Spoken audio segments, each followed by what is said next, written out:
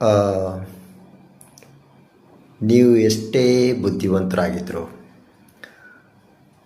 ಇನ್ನೊಬ್ಬರಿಗೆ ಸ್ವಲ್ಪ ಆ, ಗೊತ್ತಾಗಲ್ಲ ಅಂತ ಏನು ಮೋಸ ಮಾಡ್ತೀರ, ಅದು ನಿಮ್ಮ ಕರ್ಮ ಅಕೌಂಟಲ್ಲಿ ರಿಜಿಸ್ಟರ್ ಆಗಿರುತ್ತೆ.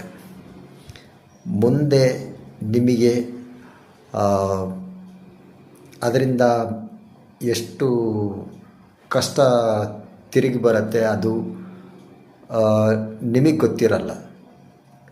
ಆದರೆ ಅದು ಬೆಳೀತಾ ಇರುತ್ತೆ. ಇನ್ನೊಬ್ರಿಗೆ ನಾವೇನು ಸುಳ್ಳು ಹೇಳೋದು, ಮೋಸ ಮಾಡೋದು, ಇನ್ನೊಬ್ರಿಗೆ ಕಷ್ಟ ಕೊಟ್ಟು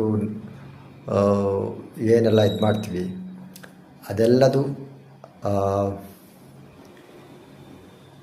ಏನಂತೀರ, ಕೆಟ್ಟದ್ದು ಮಾಡಿ ಯಾರಿಗೆ ಇಲ್ಲಿ ತನಕ ಯಾರಿಗೂ ಕೆಟ್ಟದ್ದು ಮಾಡಿದವರಿಗೆ ಒಳ್ಳೇದು ಆಗಿಲ್ಲ. ಎಂತೆಂಥ ದೊಡ್ಡ ಡಿಕ್ಟೇಟರ್ಗಳೆಲ್ಲ ಬೀದಿ ನಾಯಿಗಳ ಥರ ಸತ್ತೋಗಿದ್ದಾರೆ. ಸೊ ಇನ್ನೊಬ್ಬರಿಗೆ ಮೋಸ ಮಾಡೋಕ್ಕೆ ಮುಂಚೆ 10 ಸಲ ಅಲ್ಲ 100 ಸಲ ಯೋಚನೆ ಮಾಡಬೇಕು. ನನಗೆ ನಾವು ಮಾಡ್ತೀವಿ, ಆಮೇಲೆ ರಿಟರ್ನ್ ಎಷ್ಟು ಬರುತ್ತೆ ಅದು ನಮಗೆ ಗೊತ್ತಾಗೋದಿಲ್ಲ.